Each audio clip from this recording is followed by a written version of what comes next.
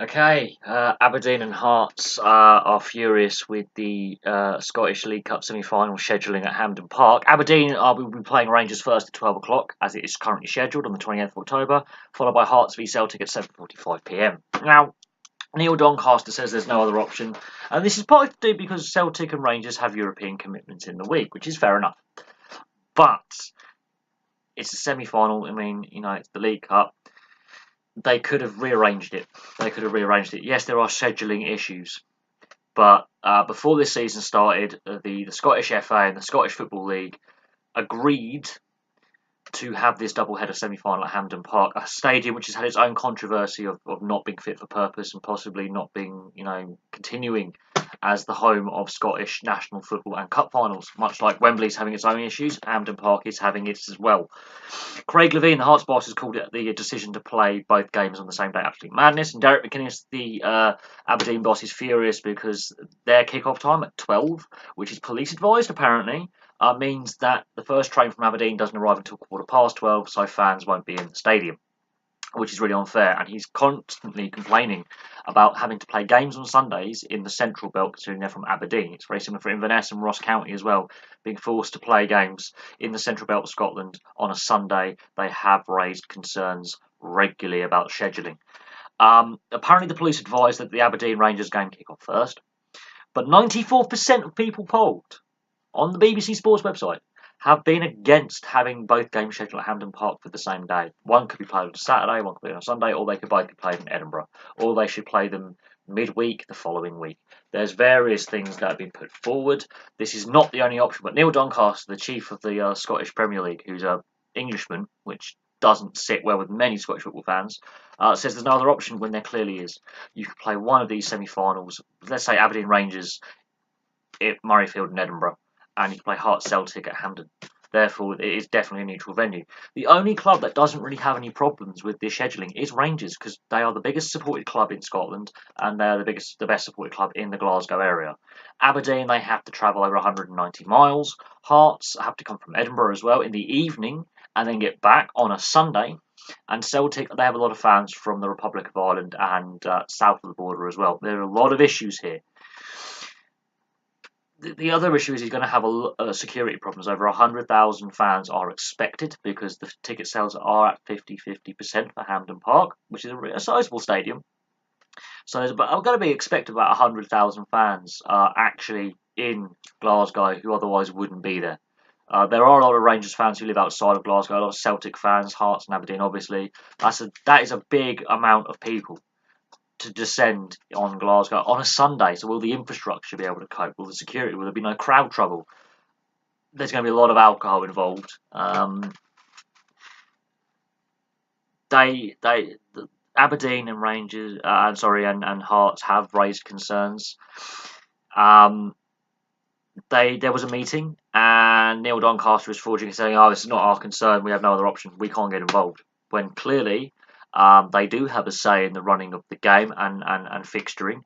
And because of fixture congestion, which is the excuse that's been put out, and police advisement that these games, go ahead this way for security purposes, which is insane, because you do have other options in Scotland. There are other stadiums where a semi-final could be played.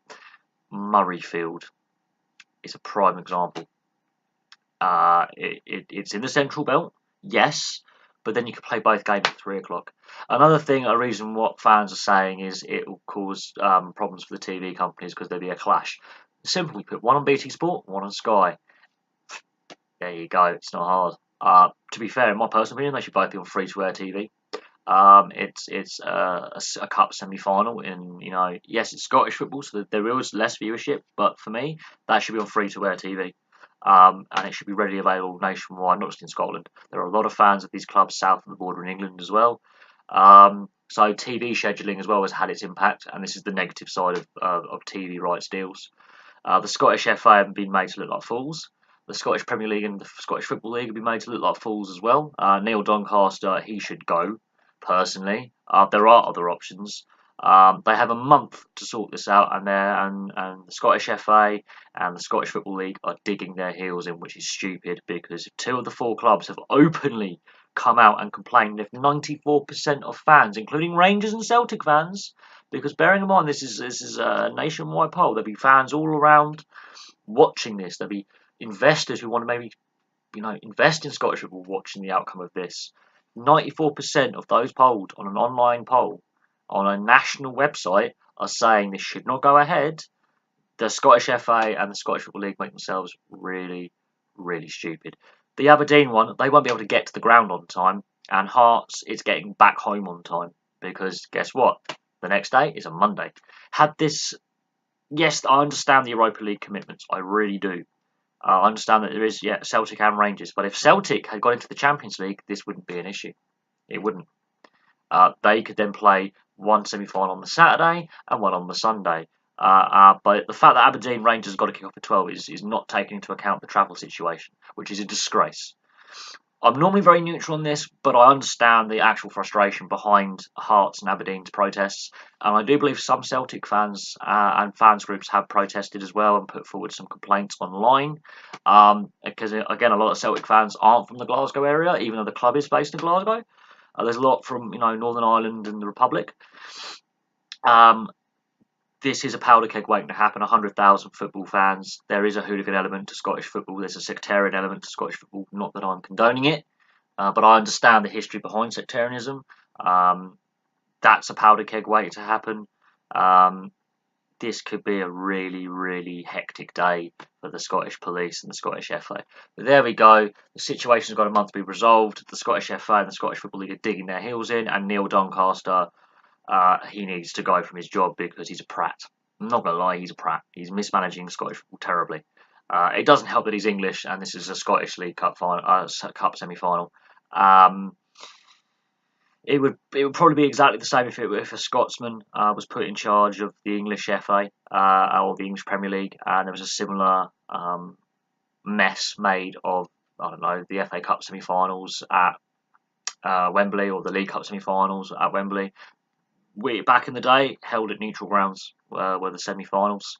That's been taken away again. This Club Wembley thing and that proposed sale is going to possibly go through. There's a lot of issues here. And I'm going to leave that there. Thank you very much for watching. Please like and subscribe. Place your thoughts below if you are a Scottish football fan and you have an interest in this, be it from Aberdeen, Hearts, Rangers or Celtic, and your concerns, because guess what? I have some. And I don't particularly want to turn on the news on the 28th of October and there be a massive riot in Glasgow because I'm going to say to the Scottish FA, I fucking told you so. But I'm going to leave that there. I shouldn't normally swear, but this is just this is an accident waiting to happen, and it'll be a black mark on Scottish football when it does. But there we go. Thank you very much for watching. And I'll have some more videos for you soon.